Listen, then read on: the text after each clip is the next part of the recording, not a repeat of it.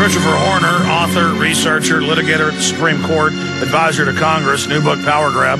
Don't forget our new video we're carrying, Don't Tread on Me, Rise of the Republic, States' Rights Movement, difference between a democracy and a republic, available at Infowars.com, or you can watch it online at prisonplanet.tv.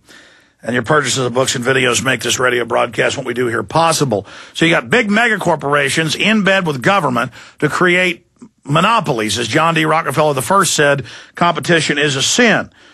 And this will destroy our free market system that's made this nation so great. Has nothing to do with the environment. Chris, we were talking during the break, and you pled, many times before the Supreme Court. The arrogance level, though, I mean, I don't see Republicans opposing Elena Kagan, who is like Joe Stalin in drag or something. And then I was talking to you about what's happening with BP, and it just seems like it's a lawlessness. But give us your take on that in closing. Well, what we said before going out last time was the idea to many elected officials that Washington is not responsible for economic growth is anathema here. So somebody like Rand Paul who's going to come up and say those things is going to be a troublemaker and isolated.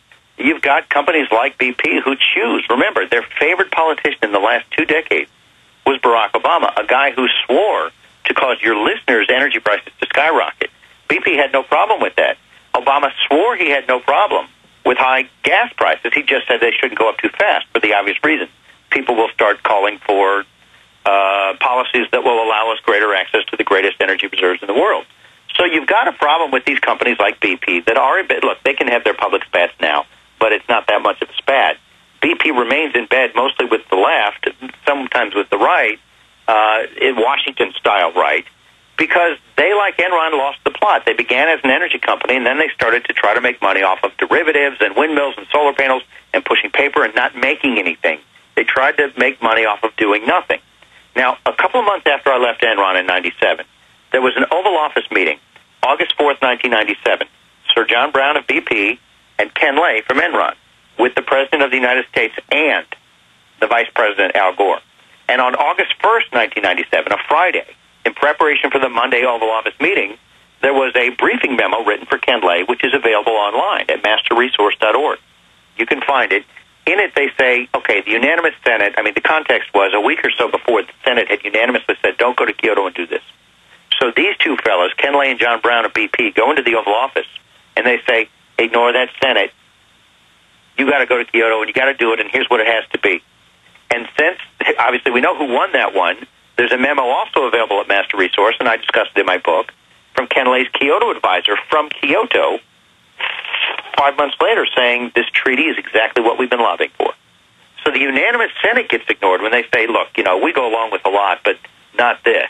Not what Jacques Chirac calls global governance, not an obvious wealth transfer, not obviously rationing energy here. How has the Senate changed, though? They can see that everything Obama's doing is political suicide, and still it looks like they'll be able to pass it. Are they all bought off? Are they blackmailed? What's going on? Well, Lindsey Graham's gotten so much pushback. He was the test case, and now the folks in South Carolina aren't happy with him, and so he says he'll vote for it, but he won't be a co-sponsor. Look, progress, I know, if Cap Weinberger said about détente, if this is progress, we can't afford much more progress, but you start setting some examples here. When Democrats are running as anti-cap and traders, as happened in the Pennsylvania race in which they succeeded, when Scott Brown wins Massachusetts, saying in Cambridge that, no, you don't do this until you get to the bottom of what stinks. Of course, we don't know where he's going to vote on this thing. You are turning a very big ship of statism trying to steal your liberties. But read that book and listen to what they're saying. No, I agree with you. We're having victories that they're having to bait and switch now and aren't calling it cap and trade. Amazing. Christopher Horner, thank you for coming on with us. The book is Power Grab, in stores all over, CEI.org. We'll talk to you again soon. Thanks, Alex. You bet. I'm out of time. Retransmission starts now, ladies and gentlemen. Standing up for humanity, for the interest of the people, for the Republic. God bless you all. Infowars.com.